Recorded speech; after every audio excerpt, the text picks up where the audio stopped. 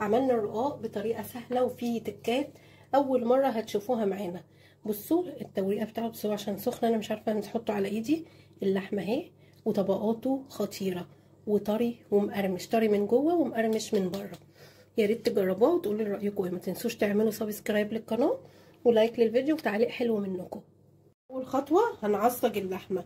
معانا نص كيلو لحمه هننزل بيها في الطاسه تمام وهرفعها على النار. ايه بقى اللي معانا دلوقتي؟ 3 بصلات عشان ايه اللحمه المعصجه بتحب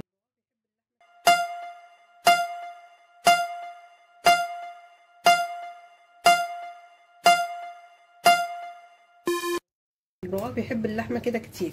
معانا 3 بصلات ومعانا بصل 2 فلفل و1 شطه. يلا بينا نرفعها على النار. انا كده رفعتها على النار. هنزل بس بمعلقه سمنه. معلقه السمنه دي بتديها طعم وريحه حلوه بس كده. انا مش هستعمل سمنه تاني اكتر من كده. بصوا متقطعين مكعبات ازاي. عايزين تفرموهم فرم ناعم براحتكم، بس انا زي ما قلت لكم قبل كده كتير احنا بنحب طعم البصل، بنحبه يبقى باين في الاكل. انا حطيته كده فوق اللحمه، ما حطيتوش الاول. معانا ثوم مفروم، يعني في حدود معلقه كبيره ثوم مفروم اهي، شايفينها؟ هديها تشويحه لغايه ما ريحتها تطلع.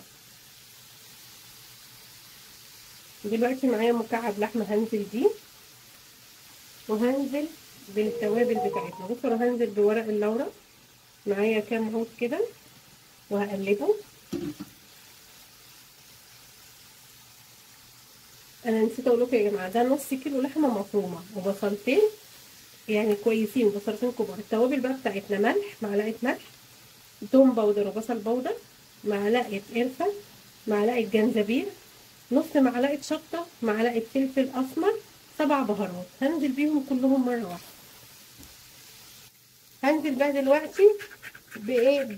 برشه جوز الطيب. جوز الطيب مع اللحمه المفرومه بتخليها يعني في حته تانيه. انا بحب انزل بقى بالفلفل اخر حاجه. دول 2 فلفل رومي وواحد حامي اللي هو الشطه، عشان خاطر ايه؟ يحتفظ كده بلونه وشكله كده زي ما انتم شايفين. الريحه يا جماعه عظيمه. بصوا بقى اخر حاجه انزل بيها عشان الطعم يظهر كده وكل المكونات تدخل في بعض. هنزل بنص كوبايه ميه. بصوا ده مج صغير، يعني ممكن ده يتقال عليه ربع كوبايه ماشي. وهسيبها كده ايه تستوي، ميه تتشرب بتاعتها، وهطفي عليها كده. بقى ده شكلها بعد ما استوت. هنركنها ونبدا نجهز تاني خطوه. نعمل احلى صينيه رقاق مع بعض. احنا معانا الرقاق دلوقتي، معانا اللحمه المعصجه انا منزله لكم كل تفاصيلها.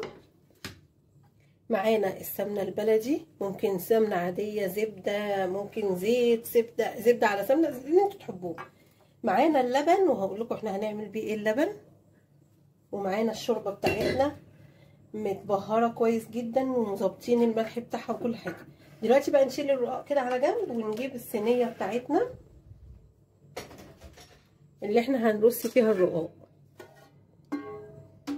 ومعانا بقى ايه دلوقتي؟ معانا مصفى مش حاطينها على طبق ألمونيا اي حاجه. هقول لكم دي هنعمل بيها ايه دلوقتي عشان نستغل كل حاجه ما تروحش مننا.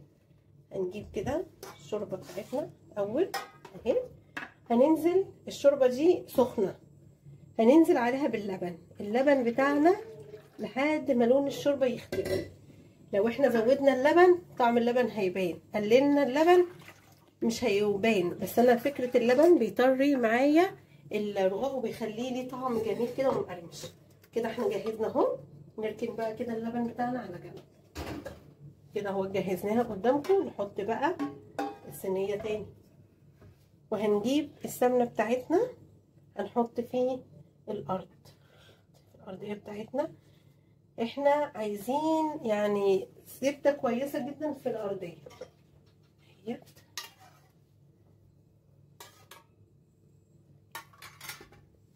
احنا كده ظبطنا هي الصينيه بتاعتنا ودهنا الجوانب بتاعتها والسمنه فيها كويسه. هناخد بقى في اللبن والشوربه بتاعنا هناخد ايه في حدود معلقتين زبده، وهو ده اللي احنا هنحتاجه نركن بقى السمنه كده على جنب، مش زبده، هي سمنه، ونقلبها. هو ده اللي احنا هنحتاجه في الصينيه كلها. ليه بقى؟ انا مش هندهن ورقه ورقه، احنا كده خلصنا مرحله الزبده، هنحتاجها على الوش وفي الاخر. تمام. نبدا بقى دلوقتي نجيب الرقاق بتاعنا. جبنا بقى المصفى بتاعتنا اللي تحتها الطبق عشان خاطر اللي ينزل نضيف ونستغله. هنبدا دلوقتي نقلب كده الشوربه بتاعتنا اهي. هنبدا دلوقتي نسقسق في الرقاق بتاعنا. بصوا احنا هنغطيه كله، واللي هينزل في الارضيه بتاعه المصفى، في الطبق اللي تحت المصفى، وهيبقى نضيف، هيتصفى من اي شوائب وهنحتاجه تاني. يعني اي رقاق، اي فتافيت رقاق هتنزل في المصفى، وتحت هيبقى الشوربه بتاعتنا نضيفه عشان دي شوربه بلبن متكلفه. هنبدا نحط بقى في الصينيه بتاعتنا اهي. شايفين هي ناشفه هتطرى دلوقتي. نكرر المرحله دي، هنكرر الطريقه دي. بصوا يا جماعه، لو في فراغ عندنا، بس هي الصينيه يعني على القد هنزقها، بس هي كده الصينيه على القد اهي. بصوا، ونبدا بقى ايه نعمل تاني واحده. دي مكسوره مش مشكله خالص، مش هيجرى اي حاجه.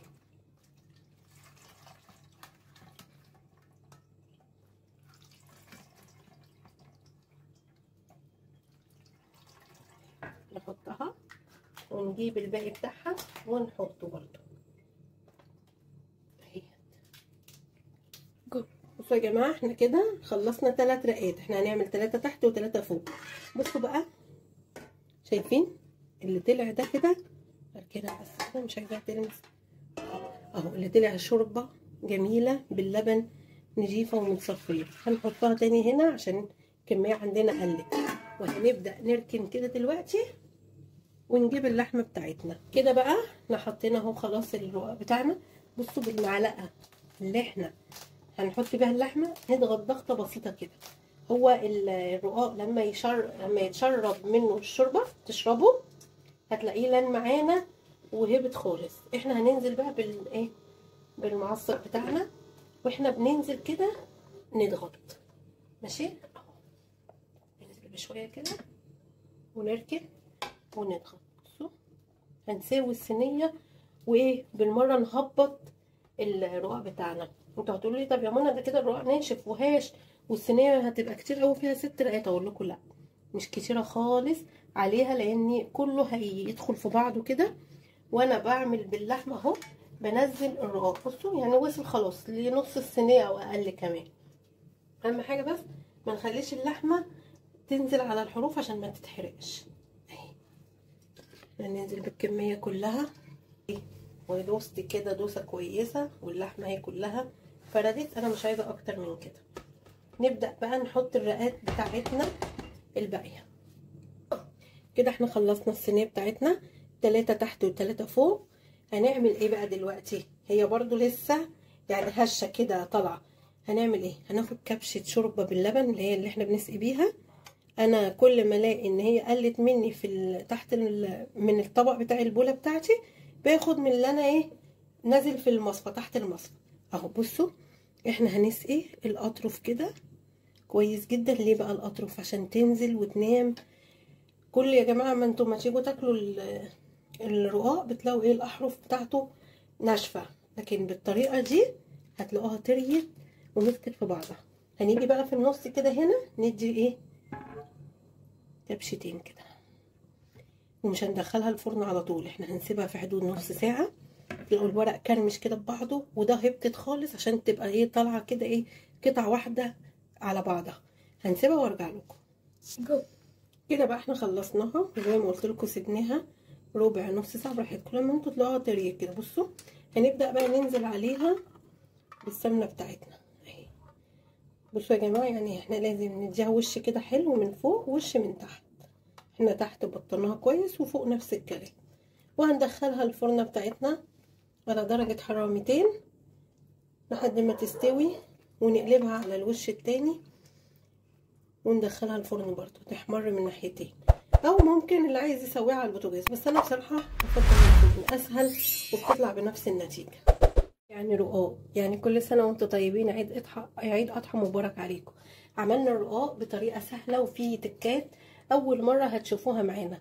بصوا التوريقه بتاعته، بصوا عشان سخنه انا مش عارفه نحطه على ايدي. اللحمه اهي، وطبقاته خطيره وطري ومقرمش، طري من جوه ومقرمش من بره. يا ريت تجربوها وتقولوا لي رايكم ايه. ما تنسوش تعملوا سبسكرايب للقناه ولايك للفيديو وتعليق حلو منكم.